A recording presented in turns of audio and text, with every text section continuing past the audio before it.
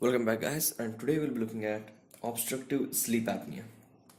Okay, obstructive sleep apnea is an upcoming topic, so now it is actually being considered as a subspecialty.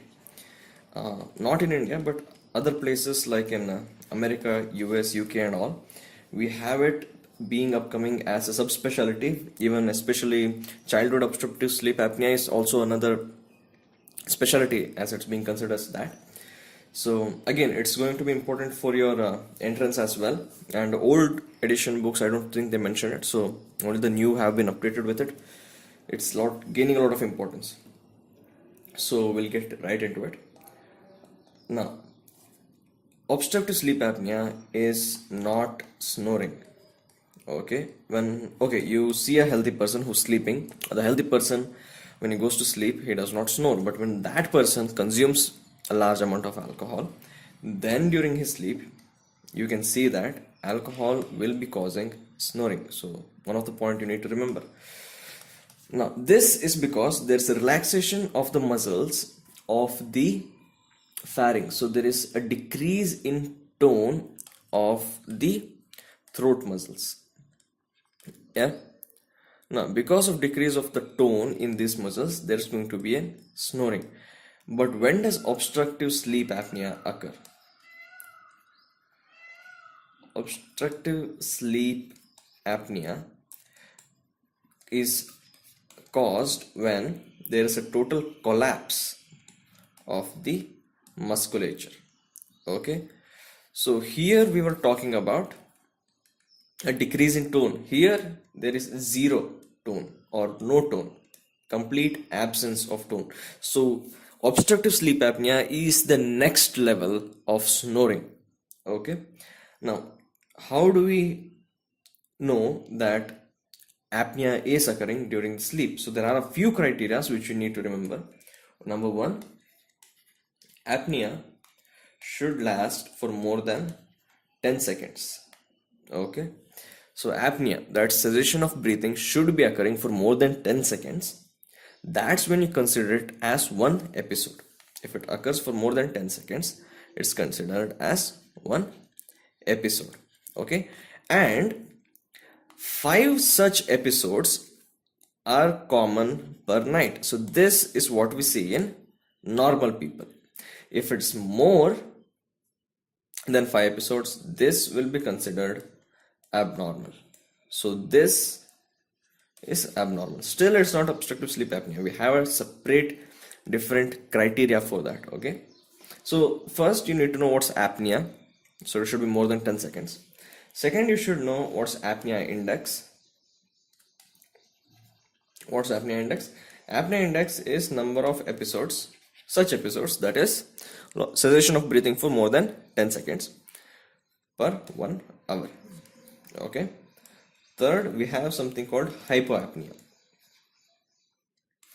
In hypoapnea, we are not having complete cessation of breathing. What we are having is, we are having 50% drop in airflow. Okay, so the airflow has not completely stopped, it has stopped by 50%, or 4% drop in oxygen saturation. Okay, per 1 hour. This is hypoapnea. Again, you're not going to use that. What are we going to use? We are going to use something called AHI, apnea hypoapnea index. So in this we consider number of apnea and hypoapnea episodes per hour.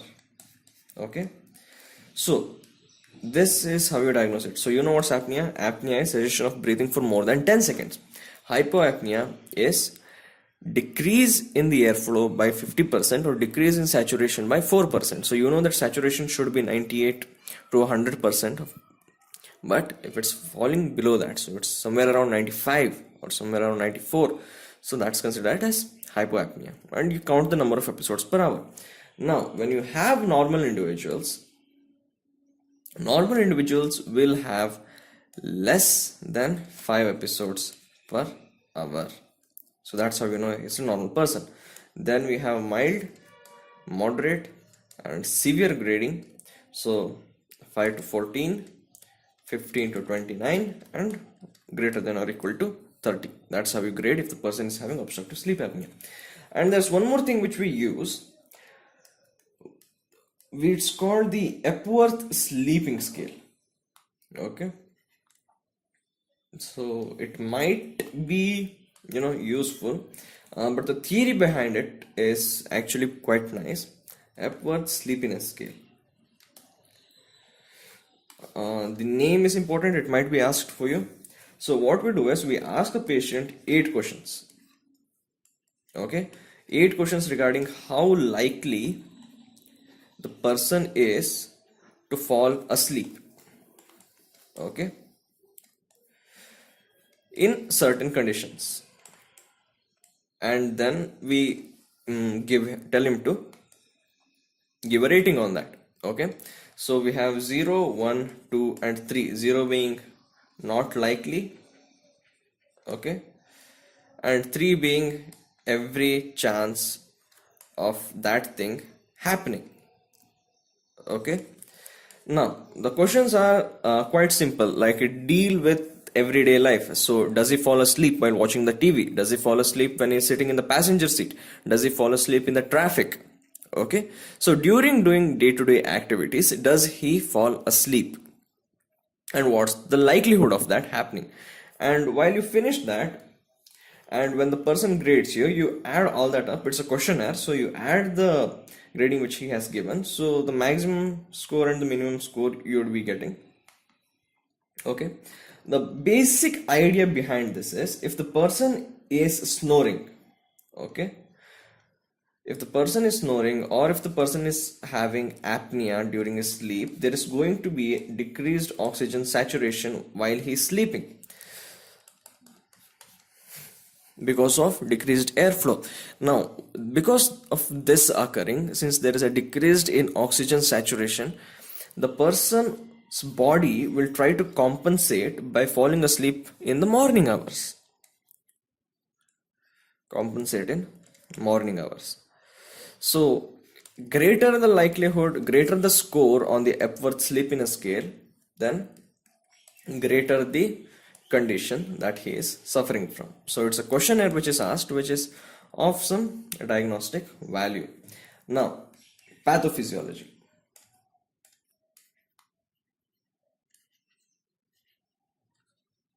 How does this occur? So the person starts sleeping, okay, and this sleeping causes decrease in muscle tone. Now, because of the decrease in muscle tone, there's going to be airway collapse. Now, this does not immediately wake him up. Okay, this airway collapse causes apnea, also doesn't wake him up. He needs still a stronger stimulus. This apnea causes decrease in O2 and increase in CO2. So we have hypoxia and hypercapnia. This causes increase in ventilatory effort. Okay, doesn't cause increase in ventilation because the airway is collapsed. Now, ventilation effort, and the person wakes up, the muscle tone is restored. Okay, the muscle tone is restored, and because of this muscle tone, the airway opens, the person breathes. Okay, here undergoes hyperventilation and goes back to sleep again, and the cycle repeats and repeats and repeats. This is the pathophysiology. This is how obstructive sleep apnea feels. Okay, now we have one more thing called a snorer's throat. This is another important point by PG point. Snorer's throat. Now, what we get by the snorer throats is that if a person is really obese, okay, they have a risk factor of developing obstructive sleep apnea or snoring. Now, when obese people, you see obese people, they have increased neck circumference. Okay, and when you try to do an oral examination, when you want to visualize their anterior pillars, posterior pillars, want to visualize the oropharynx, it's quite not possible because of the stress that has been put on them when you try to examine them. Okay, some of the hard palate is visible. Okay, but you won't be able to see the soft palate, you won't be able to see the pillars, you won't be able to see the uvula or the oropharynx. So these things are not able to be visualized unless you take a tongue depressor and you push it down. This is because of the stress that's being applied onto their throats. Okay, so this is what we call as snorer's throats, and obese people, they'll be having such presentations, and they will be more prone to obstructive sleep apnea and snoring. Remember this because this is also one of the basis of the treatment which we'll be discussing later on. Okay, now how do you why is it upcoming specialty? Why is obstructive sleep apnea being given so much importance? Okay, why? So what they did was they found out that apnea, if it's being caused repeatedly, it causes three main things. It causes sleep fragmentation. Okay, so the sleep will be in bits, it does not have continuous sleep, so his REM, NREM, etc. are being disturbed. Then he's having hypoxemia. Okay, and he will be having negative intrathoracic pressure. Now, sleep fragmentation causes sleepiness. So we saw that with the Epworth sleep scale, that he'll having sleep disturbances, and because of that there will be decrease in quality of life. Yeah. Now, then there will also be neurological manifestations, like he'll be having irritability and increased sleepiness and all those. Now, but because of these three things, he will be having some problems caused by sympathetic surge. Okay, because of sleep fragmentation, hypoxia and negative intrathoracic pressure, there will be sympathetic surge, there will be inflammation, there will be oxidative stress, and there will be hemodynamic effect. Okay, these things you need to remember. These are the keywords: oxidative stress, sympathetic surge, and hemodynamic effect. Okay,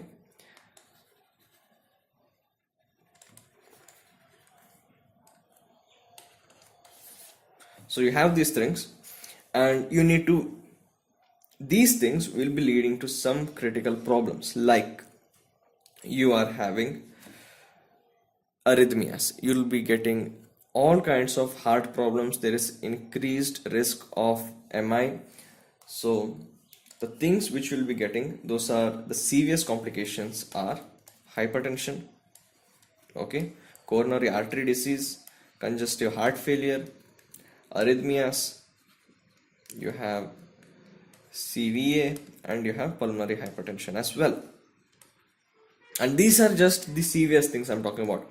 When you look at the endocrine, you have increased risk for diabetes mellitus and insulin resistance. Okay, and there's a decrease in quality of life in all conditions, and there's a decrease in cognitive function that comes in under CNS. Yeah, cognitive function has decreased, and because of increased sleepiness in unwanted places, there's increased chance of accidents as well. So by looking at this and knowing that the cause is easily repairable, curable, or preventable, what the people finally decided was it was time to take it under serious consideration, and now it has become a subspecialty. So we saw all this. So this is how the disease works. So how it starts, how it occurs, how it takes place, how it's built up. So we saw everything related to it. The only thing that's left is its evaluation and treatment. Okay, so evaluation, there are a few things that you need to know. First is we'll be looking at the BMI, we'll be looking at the neck circumference. Okay, then you can do a oral cavity examination. Then there is Muller's maneuver. Okay, But there is one thing which is quite really the gold standard, that would be polysomnography. Okay, so what's polysomnography? That's the gold standard. Now, BMI and neck circumference, I explained that to you already because of obese people. Now, Muller's maneuver on deviated nasal septum. Gold standard being the polysomnography, we require the patient to be admitted overnight. Okay, and when the person sleeps, he is connected to a wide array of machines. So we'll be having EEG, we'll be having EOG, we'll be having EMG, we'll be having ECG, we'll be having a pulse oxygen meter. Okay, we'll be checking for his brain waves, we'll be checking for his eye movements, we'll be checking for his muscle movements, we'll be checking for his heart rate, we'll be checking for his oxygen saturation, we'll be checking his respiratory rate, we'll be checking his abdominal movements. Okay, we'll be checking for his chest movements, we'll be checking for his eye movements, we'll be checking for his leg movements. Okay, and depending on all this, we will be getting our inference, and depending upon that, we'll diagnose him on what he's suffering from. Now, the treatment is first and off, we would not go for surgical right away, right?